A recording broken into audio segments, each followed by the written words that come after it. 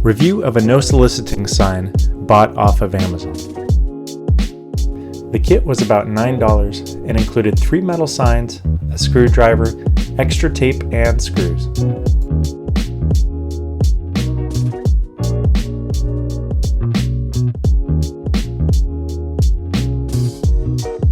Included are both a horizontal and vertical No Soliciting sign.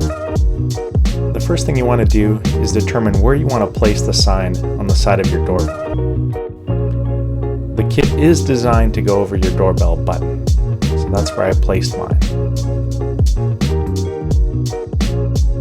Before attaching, you want to use some rubbing alcohol wipes to clean the side for better adhesion. Lastly, firmly press the sign onto the doorbell.